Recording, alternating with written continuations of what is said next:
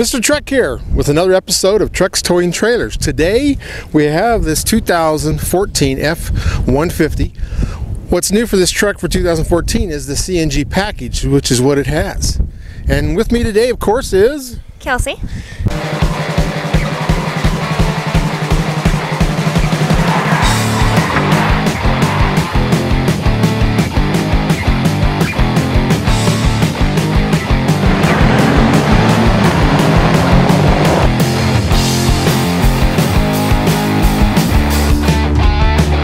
Cool.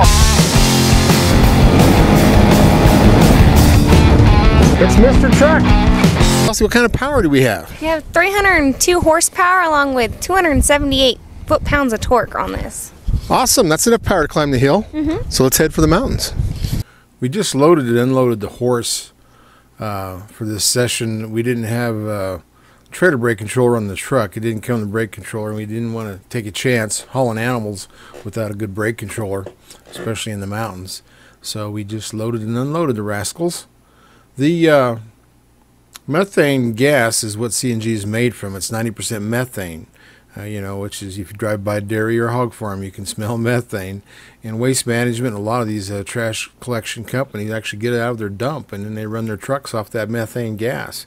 It's 130 octane, so it's powerful stuff, but low on BTUs. 2014 F150, this one with CNG. There's a separate gauge, then it has a separate switch that lights up when you use it.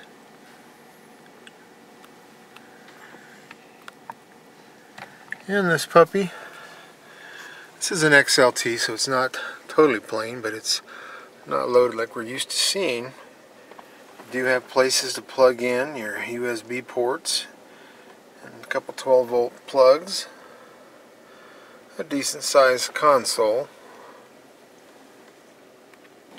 MrTruck here. I'm in a 2014 Ford F150. This one has CNG plus regular gas, so we're going to do some time trials here, and we're going to use the G-Tech Pro again. My favorite device. This rascal here, you plug it in your cigarette lighter. It's a high precision instrument, so it's actually better than a lot of accelerometers. It's better than your phone accelerometer for sure. This one you can do so many perimeters. We're doing the 60 to 0 braking test with it, one of my favorites, and we're going to be doing quarter-mile runs if I can. This has got a speed limiter on this particular truck. We're also going to do 0 to 60 times. But you can do so many things with this. This is the RR model. You can do laps around a track. You can measure lap time. You can measure a lot of different things. It measures all your G-forces. But it records all that, and you can get instant time on it. You can download things from it. But it's a pretty neat little device. Pretty good value. I think they're around $300. But I'm hooking this up to my windshield so I can keep track of what I'm doing, and I'll be doing these runs with it. But you actually will do horsepower and torque. You just need to weigh your vehicle and a few other things you add to it. So eventually we're going to get to the point where I can learn all the toys on it and bring out more data on these reviews of these trucks. But we're doing it now. I know it's not ideal conditions out here. It's snowy, it's windy, you're not supposed to do all that, but we don't have any choice with a press vehicle. We get it for a limited amount of time, and a limited amount of time on these deserted roads that we use. Okay. MrTruck here with my son David. We're out here in the middle of nowhere on our secret testing proving grounds. Deserted highway track and a jigger. Anyway, we're going to be doing some runs with this truck using our G-Tech Pro, and it's awesome. We'll be setting it up, and hopefully we'll get done so we can run into town and have a big cinnamon roll and a donut. This is also LNG, liquefied natural gas, which holds a little more fuel, but the CNG is quite a bit cheaper, and I'm going to show that when we put some fuel in there how much cheaper it is per gallon, and that's how it's priced at the tank, is a gasoline equivalent, so you don't have to do a whole bunch of math to figure out what you're doing. But this rascal is Ford tells you the same horsepower and torque with CNG and with regular gas, but it doesn't pull the same. Now CNG, I've had it in a diesel, which was wonderful, and the diesel has the highest BTU of the fuel engines, and CNG is lower than gasoline. So it does have 130 octane, which you would think would give you a lot of power. It's a high octane rating for CNG. But BTUs is where power comes from. That's why diesel rules on power. They get the highest BTUs, then it's a gasoline engine, and below that's the CNG. So what we did with our G-Tech Pro, and I'll give you those numbers, we did quarter mile. Well, we tried to do quarter mile. This has got an 80-mile-an-hour rev limiter by the guys above us, not by the, you can change that, but I can't on a Prius vehicle. So we did 1/8 of a mile. We did 0 to 60. We did 60 to 0 braking distance. And on those speed times, the CNG was slower than the gasoline. So that's what you find out with that. Actually, it stopped at about 163.5 feet, and on the 8th mile with gasoline, it did 11.64, and on the CNG, and I ran these for quite a while, and cleaned the lines out. I ran the different fuels in before I did the test, and we were down to an 1/8 of a mile with CNG was 12.41, so almost a second difference there. And a 0 to 60 with gasoline, it was 10.65. With CNG, it was 12.46. So you're almost 2 seconds slower in the 1/8 of a mile with the CNG. CNG, the big deal is saving you money. It's not, you won't have the same power. You do lose some power, you do lose some trailering ability from that lack of speed and acceleration on the CNG. So it's, to me, on a gasoline engine, it is something to save you fuel if you want to use it for a courier or a parts truck, or something you use on the farm, something where you would do runs and save fuel and not really use it as a heavy-duty use pulling a trailer. I think that's where it positions itself, and we're going to look at the cost per gallon here after a bit. But the tank fills up in a spigot right on the outside of the fuel tank. Here's what the fuel pump looks like. It's all high pressure hoses. We've got a lot of safety that they put into these. You got a return line and a pressure line. Puts out, it's 3,600 psi. So it is, it's high pressure, so the valve is all ready for you. How would you like to buy gas for that? $2.32. That's on that 250. It was down in the big lower door, because they have a big fuel door on Super Duties, because you can have DEF fluid in one side if you have the diesel. So you got room for the CNG spout, which was very nice. On this, there's no room in the fuel door, so it's up on the fuel toolbox. But anyway, so that's the numbers. It's a little slower on the with running CNG. Another good thing about this is the fuel capacity. You can get over 700 miles out of this. Now, I was trying to figure out, it's hard to get all this information, but Ventures did the conversion, so it's actually done right after the truck's made. They ship it on the rail, or however they do it, over to Ventures in Michigan, and they put the kit in. Ford did the prep package on this, which is another new thing that they've done, where it has the prep package all ready to go. Where before you'd have to rewire it and do some work on the injection system if you were to convert it. This is all set up, ready to install for the first time on this F-150, like what the Super Duties were, the last couple of years. But Ventures, they show as an option for this F-150, you can have a 12.8 gallon tank, gasoline equivalent tank, or a 17.8 or a 23.5 tank. Now, looking at the size of this tank, I think it's a 23.5, and that means it could be close to a $9,000 to $10,000 conversion. On that Ford F250 that I drove a couple years ago, it was about a $10,000 conversion. Of course, that's a V8. This is a V6. So, according to their website, Ventures website, it's either going to like a $6,000 conversion all the way up to a $9,500 conversion on these F-150s, depending on the size of the tank. And tanks are very expensive. They're almost bulletproof. They're made to hold 3,600 psi of CNG, and it's a lot easier to find stations to put CNG in it now. When I ran my diesel conversion on it, I went through Clean Energy, and I've got a special card here that I had to get. I had to fill out applications so I can go buy from T-Boone Pickens with my CNG card, my Clean Energy card. I guess I should put it right side up. But anyway, there's a station right in my hometown, which helped, but I had to fill out a 4-page application and do a credit card with them, and then they would charge me like a day after I bought the fuel.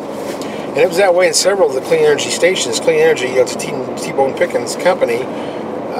They're big into CNG and LNG and all that.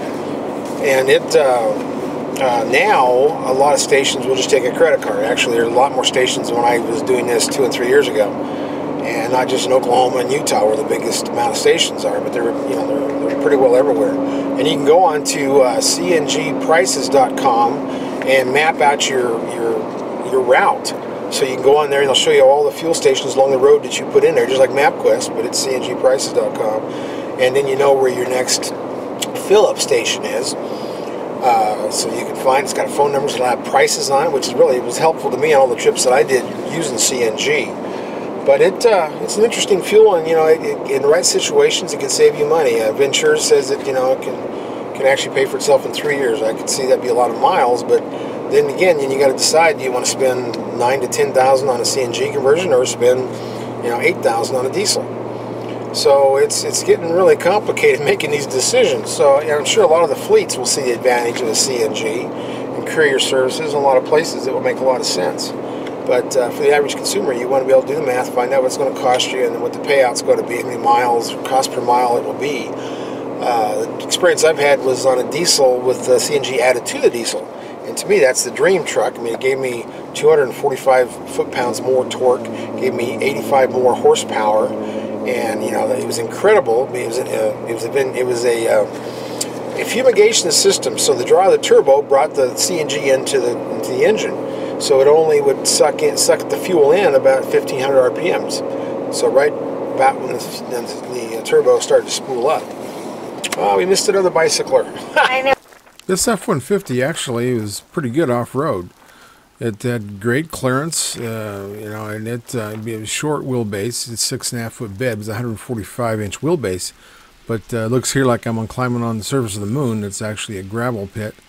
After a snowstorm we were out target practicing in, and it did really well. It handled it well, had plenty of clearance. I could clear a lot of rocks and such. I was impressed with its ability. I didn't go Baja racing with it, but this little truck was fun off-road. It didn't have a big off-road package or anything, but the four-wheel drive was very capable, and it was fun. Oh, you're doing good, Kelsey. You're doing good. So it gave me more power, and then when I was loaded with a trailer, it would be pulling. I would burn about 1 gallon of diesel to 1 gallon of CNG. Well, that made it really cheap. 1 gallon cost me like $3 or $4, and 1 gallon cost me $1. So it dramatically saved me money. But a fumigation system is not necessarily EPA compatible. What this truck has, of course, is it's an injection system. It's not a fumigation system. It runs in through injectors and only runs CNG, not a combination of fuel like I was running. But there's a lot of things that can save money on the CNG. If we can get a few more things done, I'd like to see some more diesel conversions. The bigger trucks, a lot of them have a special Cummins diesel that just runs enough diesel to lubricate the engine, and the rest of it's all run on LNG, liquefied natural gas, because they can put more in a tank. For range. But no, this is the future. You got to figure out what these alternative fuels are going to be like and how it runs. And you can switch. There's a switch on the left side, Kelsey. You can switch it back actually to a CNG or to alternate fuels. Yeah, and there's the tank gauge is up in the corner, and then see if you can notice a difference in power up some of these hills. To me, you hear a little gurgly sound when you switch it over. So I don't know if it makes more noise in the tank coming out or what, but you can hear a little slight noise when the CNG is on. But since we don't have cargo in the back, if you want to accelerate up hills, anything you want to do, see if you can tell the difference between how it pulls with CNG and with regular gas.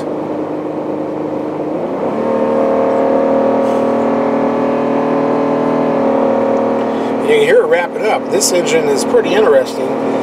It shifts in tow mode, which let's see, we put tow mode on. Actually, in either way, just a different shift pattern in tow mode, but it redlines when it shifts. It goes clear up to like 6,600 RPM, which is a screaming engine on this all aluminum engine. It's pretty interesting. It's like you're driving a Ferrari around. The thing's wide open with a trailer, and that's where it likes to stay too. And it'll run right up there and then shift. But with the trailer, it may shift a little slower RPMs. But the peak horsepower on this is right at 6,500 RPM. That's your peak horsepower band. The torque peak band is 4,000 RPM. Which, interesting thing about that is the 6.2 gas engine, the half-ton, and the 5-liter gas engine, both V8s, both bigger than this little 3.7. They shift, or their RPM torque is at 45, so this builds torque earlier. Of course, the Torque King is the EcoBoost at 25. It's like a diesel. But this little puppy, develops torque fairly fast. But I wouldn't say this is the ideal trailer towing machine, but it does do fine for those. Like what most people do, they tow 10% of the time or so with a half-ton, and this would certainly handle that. But it's interesting to listen to this thing whine like wide open when you're pulling trailer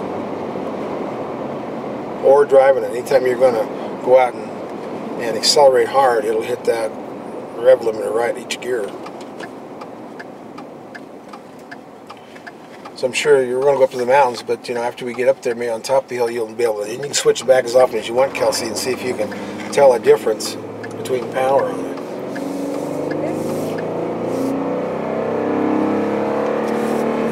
Burn some tires off in a yeah, go ahead and CNG smoke them.